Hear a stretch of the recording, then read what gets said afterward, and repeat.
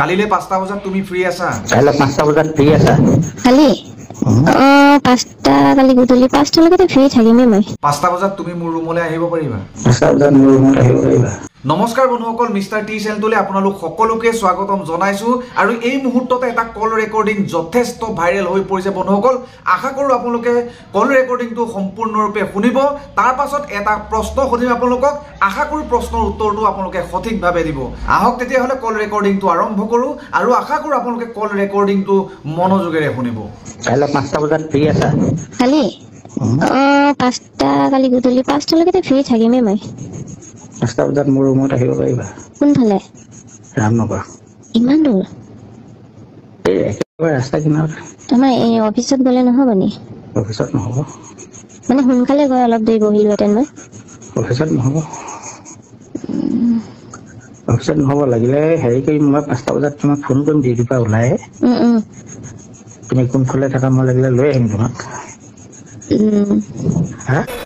ঠিক আছে, আপুনি ফোন কৰিব। কৰিম? কৰিব। যদি মই ফ্ৰী থাকোঁতে মই আপোনাক কৈয়ে দিম বাৰু।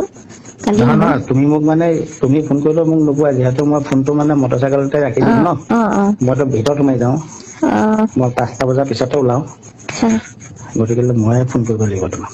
ঠিক আছে। যদি তুমি ফ্ৰী আছা তেতিয়া ওলাই থাকিবা, মই লৈ আহিম লাগিলে লগত। হ'ব হ'ব। তুমি মোক বিশ্বাস কৰা, মোক তুমি সহায় চাথ দিয়া, মই তোমাক চাথ দিম। তোমাৰ কাম মুঠত তোমাক অকল ডিউটি জইন কৰিব লাগে। হয়, কথা সেইটোৱে। বুজিলা? হ'বনে? হ'ব হ'ব। হ'ব বুলি ক'লে হ'ল আৰু বেলেগ এই কোনোবাই পল্লৱী সংগীতা এইবিলাক মতলব নাই, বাদ দিয়া। সংগীতা এইবিলাক মতলব নাই, বাদ দিয়া। যি লগাই থাকক। হয়। তোমাক মই ডিউটি কেনেকে জইন কৰাব লাগে মই ক'ম। ঠিক আছে। আৰু তোমাৰ তাততো যাবলৈ সুবিধা নাই চাগে? নাই, আমাৰ চব ঘৰ মানে মাহেঁতি চবে যায়, মানে এনে আহিব পাৰিব, আপুনি আছে আৰু। এনেই যোৱা আৰু ইটো কাম বেলেগ কামত যোৱা বেলেগ কথা ন। এনেই গ'লেও বেয়া হ'ব, তাত মই নাযাওঁ। তাৰমানে কি হয়, মোৰ ইয়াতে 5টা বজাত কোনো নাথাকে। মই ইয়াত য'ত থাকো 5টা বজাত সিহঁতি এই মালিকৰ ঘৰৰ মানুহো মানে কি হয়, মালিকজন তোমাৰ টুকটুকি চলে। তাৰপিছতে মালিকনী কি হয়, ছোৱালীজনীলৈ টিউচনলৈ গুচি যায় 5টা বজাত। 5টা 10-15 মানত গুচি যায় আৰু। এতিয়া ধৰা তোমাৰ সিহঁতি 6টা 6:30লৈকে 6টা 6:30মান বজাত আহি পায়। সিমানলৈকেতো আমি ফ্ৰী হৈ যাম ন। হয়। কাইলৈ ফোন কৰিম। কৰিব। আশা কৰোঁ বন্ধুসকলে কল ৰেকৰ্ডিংটো খুব গুৰুত্ব সহকাৰে শুনিছে। ছোৱালী এজনীয়ে এজন মানুহক দোষী সাব্যস্ত কৰিবৰ কাৰণে কল ৰেকৰ্ডিং কৰিছে। তাৰপিছত কল ৰেকৰ্ডিংটো সংবাদ মাধ্যমত ভাইৰেল কৰি পেলাইছে। এতিয়া প্ৰশ্নটো হৈ গ'ল বন্ধুসকল, আপোনাৰ দৃষ্টিত কোন দোষী?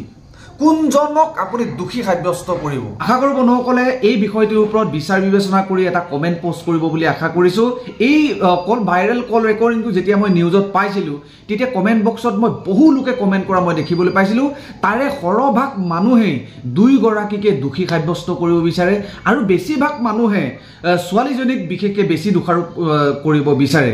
এজনে কৈছে, মানুহজন যিমান দোষী, মানুহগৰাকী তাতকৈ 3 গুণ বেছি দোষী। এই কমেণ্টটোলৈ যদি চাওঁ বন্ধুসকল, ছোৱালীজনীৰ গাত দুখ নথকা নহয়। কাৰণ কেলৈ কৈছোঁ, ছোৱালীজনীয়ে মানুহজনৰ কথাটোত সমৰ্থন প্ৰকাশ কৰিছে। গতিকে সমৰ্থন প্ৰকাশ কৰি দিয়াৰ লগে লগেই সিজন মানুহক আমি ধৰি লৈছোঁ এজন বেয়া মানুহ, এইটো অসভ্য মানুহ, নাইবা চৰিত্ৰহীন কেৰেক্টাৰলেছ এজন মানুহ বুলি ধৰি লৈছোঁ।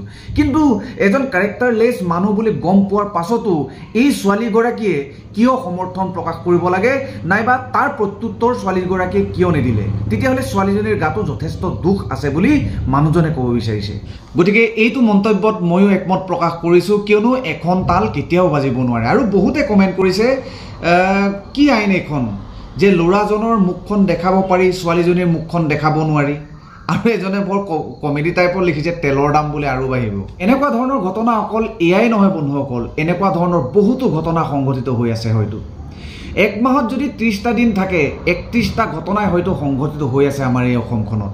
কিবা এটা সুবিধা দি কিবা এটা সুবিধা লোৱাৰ ব্যৱস্থা হাতত লৈ আছে। তাৰে হয়তো এটা দুটা ঘটনা ভাইৰেল হয়, অসমবাসী ৰাইজে গম পায়। আৰু যিবোৰ ঘটনা গম পোৱা নাযায় সেইবোৰ কথা ভাবি চাওকচোন, জীৱনবোৰ তেনেকৈ ধ্বংস পথলৈ যোৱা নাইনে, ধ্বংস হৈ যোৱা নাইনে, নাইবা ধ্বংস হ'বলৈ আহি থকা নাই নে বাৰু গতিকে ইয়াক নিৰাময় কৰিব পৰাৰ উপায় কি আছে উপায় আছে আমাৰ মহিলাসকল সজাগ হ'ব লাগিব সচেতন হ'ব লাগিব সাৱধান হ'ব লাগিব আৰু তেনেকুৱা ধৰণৰ দানৱক উচিত শাস্তি দিব পৰা যিটো ব্যৱস্থা মহিলাসকলে হাতত ল'ব লাগিব তেতিয়া চাব আমাৰ মাজৰ পৰা তেনেকুৱা ধৰণৰ দানৱ মানৱৰূপী যিবোৰ দানৱ এই দানৱবোৰ লাহে লাহে নাইকিয়া হৈ গৈ থাকিব গতিকে নাৰী শক্তি জিন্দাবাদ